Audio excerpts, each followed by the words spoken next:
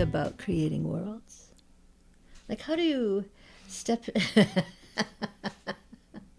Because the worlds unfold. Mm-hmm.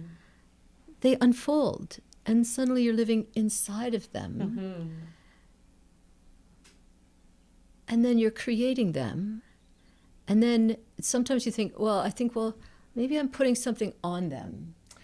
Yeah. So your world, your main world, let's talk about your main world. Uh-huh. So your main world is what you read to us. Yeah. So your main world has lost everything. Yeah.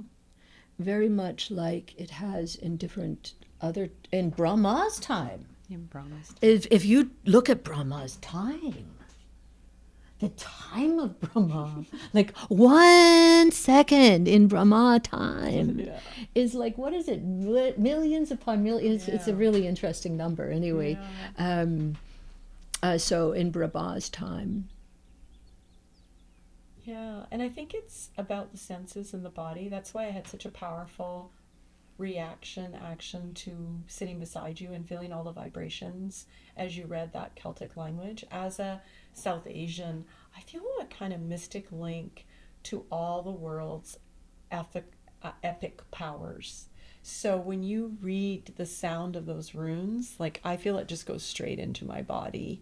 And I've always felt as an Indian, like I'm married to an Irish, and I feel a lot of connections to Irish Celtic and Celtic people in general. I feel like we have traveled the same path into Hindu mythology and Celtic mythology. They till a similar ground. They till a very similar ground. And women reclaiming that, like from the male druid to the female druid, and this feeling that I have very powerfully that I've met you before, like in another lifetime. So for me, the world building always starts with this question, what would happen if? And somehow I'm just gifted with an imagination that, for better, for worse, let me tell you, because it can be the site of a lot of anxiety. Like, I'm always asking, well, what about if that happened? And what about if that happened? And what about if that happened? But then if it's just that, it became, you see the bookstores are filled with fantasy books, and it can become very prepackaged and very plastic. So for me, you asked a really interesting question, so I'll dovetail to that and then I'll come back to this about, like, where do these characters come from? I feel like you asked that question at some point in our conversation, and they kind of arrive. Oh yeah, you asked me about, like, how did I get started in all this, right? And I talked about the oak trees. The other thing that happened, and it's often when I'm transiting, because I'm a transit user, I was on the bus from UBC to where I live in East Vancouver, and I was traveling west to east, and you see what you see in terms of socioeconomic changes from west to east on all kinds of levels. And the bus stopped outside a ramshackle old house by Fleming and 41st, and it had an old veranda, and on the veranda was a little horse statue, and I immediately thought, Bucephalus.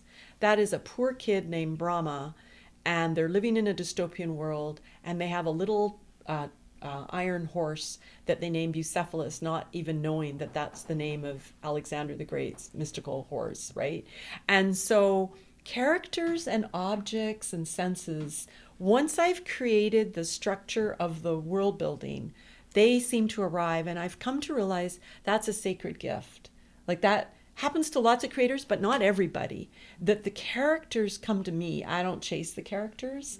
And if I can allow enough space and authenticity to go where the senses are, which I felt you were doing very strongly. Like, I'd love to hear a bit more. Like, where do we go from that prologue? I'd like to hear just a bit more.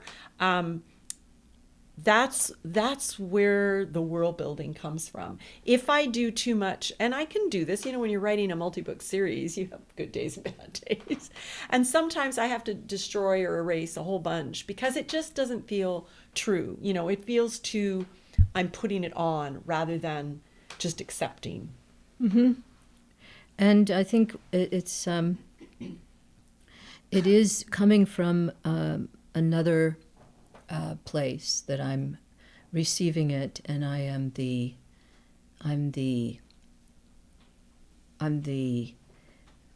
catcher of it. Yes. And I'm just what do you call it when we used to have those old scribes? I sort of feel like a scribe Mm-hmm. of You're taking dictation. I'm just taking dictation, and I truly am.